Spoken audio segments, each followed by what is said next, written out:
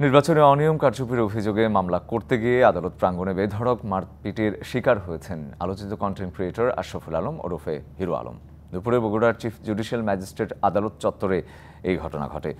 বিএনপির ভারপ্রাপ্ত চেয়ারপারসন তারেক রহমানকে নিয়ে কটূক্তির অভিযোগ এনে কয়েকজন যুবক এই হামলা চালায় বলে অভিযোগ করেছেন হিরো আলম।